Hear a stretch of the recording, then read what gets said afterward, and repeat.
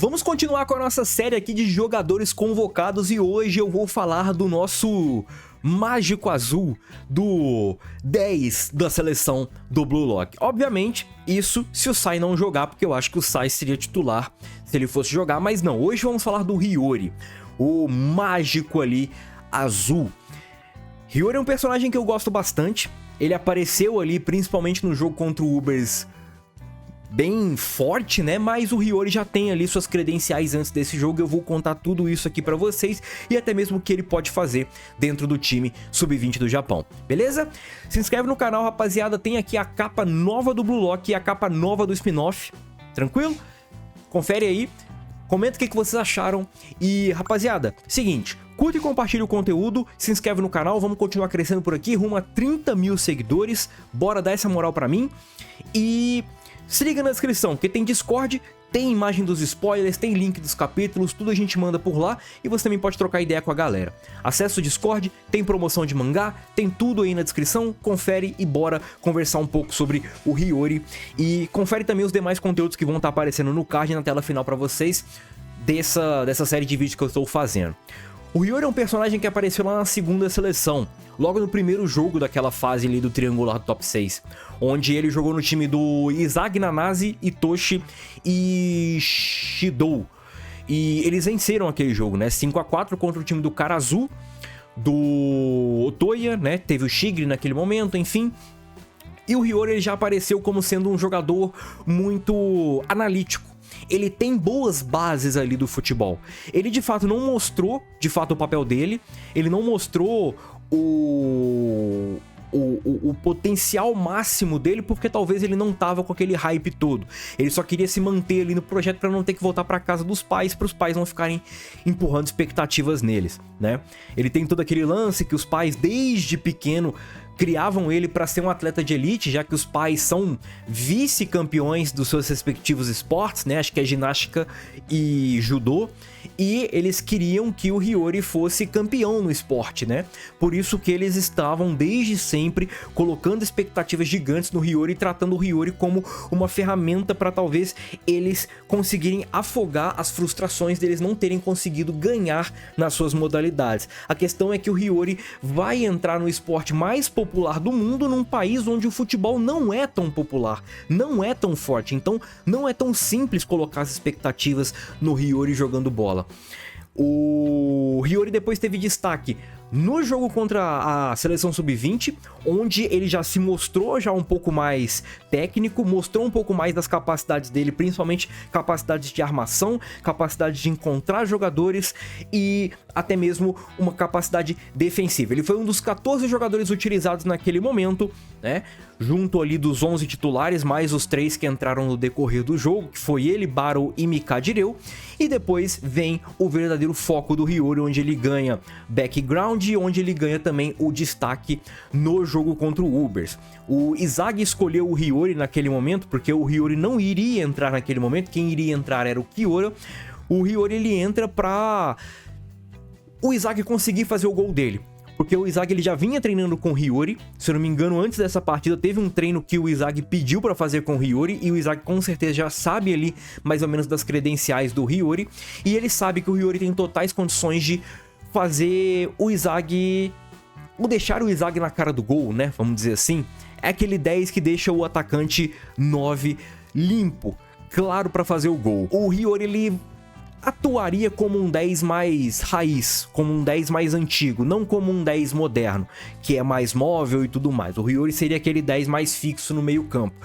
E mesmo assim, o Hiyori é um jogador que vai sim dar muito destaque porque ele tem uma capacidade física bem elevada por conta de todo o treinamento que ele teve com o pai e com a mãe dele, a dieta, os estudos e tudo mais, e ele tem uma capacidade técnica também muito elevada. Karazu Tabito foi muito importante para isso, né? Pro Hiyori entender um pouco mais dessas expectativas, que não é os outros que tem que botar expectativa em cima dele, é ele que tem que achar o que meio que faz o coração dele vibrar e tudo mais. E o Hiyori, ele acabou meio que ganhando destaque no jogo contra o Ubers, onde de fato ele despertou e a vontade dele de jogar apareceu. A capa do Hiyori é interessante porque a capa do Hiyori tem um detalhe que as demais capas não têm, que é aquela bola de ferro na ponta da corrente, só que aquela bola de ferro é como se fosse futebol. E normalmente essas bolas de ferro são usadas para quê? Para prender as pessoas, para segurar, limitar as pessoas. E é exatamente isso que o Hiyori entendia como sendo futebol, um limitador, um fardo para ele por conta de toda a relação que ele tinha com os pais, né? Os atletas frustrados em outras modalidades que acabaram jogando as expectativas em cima do Hiyori. O Hiyori, no entanto, ele acabou meio que descobrindo a chave para romper esse fardo e ele meio que conseguiu romper esse fardo no jogo contra o Ubers, principalmente fazendo a dobradinha com o Izag. Só que no final desse jogo, ele fala uma parada bem interessante, que é o seguinte: ele não vai fazer o Izag o melhor do mundo.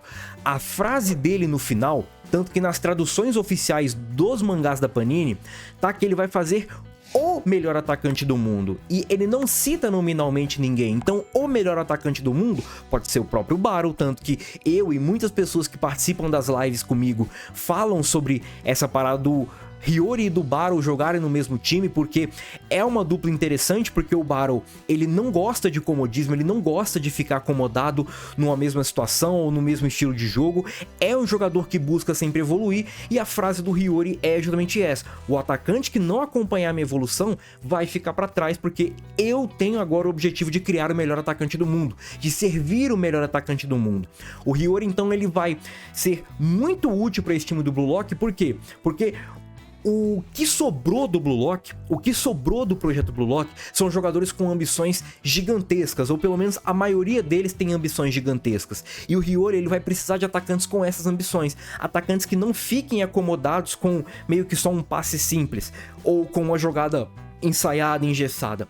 O Hiyori, ele vai precisar de atacantes que estejam dispostos a mudar, estejam dispostos a melhorar e a evoluir, a encarar novos desafios, uma nova estratégia, novos zagueiros e tudo mais. E o Hiyori vai ser fundamental para isso. E o atacante evoluir vai sim fazer com que o Hiyori evolua, porque vai funcionar mais ou menos como a ideia ali do Itoshi Sai com o Shidou e do Carlinhos com os atacantes ali que o Lock colocou para jogar. A ideia de um camisa 10 é despertar a criatividade, é ampliar o leque de jogadas, o leque de criação. Só que para isso ele vai precisar de atacantes que estejam dispostos a mudar, que tenham estilos de jogos diferentes, que consigam ali receber passes. Eu buguei aqui que eu esqueci a palavra. Receber passes diferentes. O Barou é um desses jogadores, o Shidou é outro desses jogadores, o Itoshi Rin também, ele tem totais condições de ser esse jogador, Izag também, porque são jogadores com ambições gigantescas. O Shidou, ele tem ali a ambição normal de fazer gol, só que a fome dele de fazer gol é o que vai diferenciar ele dos demais, né? Ele talvez não tenha uma ambição de ser o melhor do mundo, ele quer fazer gol e com certeza isso vai ser importante. E, obviamente, outro jogador que pode ganhar destaque com o Hiyori é o próprio Shidou, né? O Shidou, ele já tem essa capacidade de despertar a criatividade do 10, porque o Shidou, ele consegue meio que fazer qualquer oportunidade, qualquer bola perdida se tornar uma oportunidade de gol, né? Então o Shidou pode ser também uma dobradinha bem interessante com o Hiyori, e eu quero ver muito o Hiyori se comportando mais ou menos ali igual o Sai. Afinal de contas, logo no jogo contra a Sub-20, o próprio Sandal fala que o estilo de passe do Hiyori, até a qualidade de passe, o jeito que o Hiyori passa a bola, é muito similar ao do Itoshi Sai.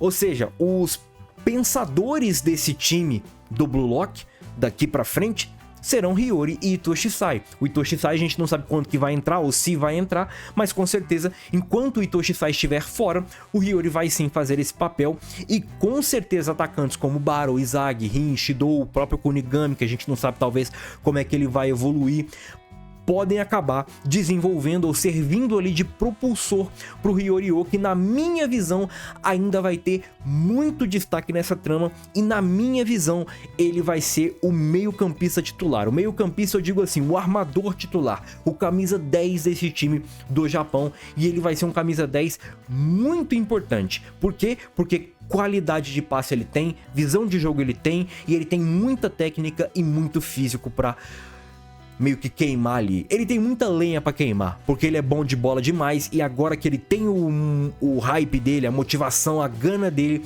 ele com certeza vai se tornar um dos principais jogadores desse time aí. Eu tô bastante ansioso pra ver pra onde ele vai, pra qual time ele vai jogar e como que vai ser a motivação dele. a evolução da motivação dele. Beleza? Rapaziada, tem mais conteúdo desses de convocados aqui na tela pra vocês e no card aqui ou aqui pra vocês acompanharem. Confere lá porque eu tô trazendo bastante conteúdo, não necessariamente é um vídeo por jogador ou um jogador por vídeo, mas eu tô trazendo sempre conteúdos 2 semanalmente. Beleza? Fui!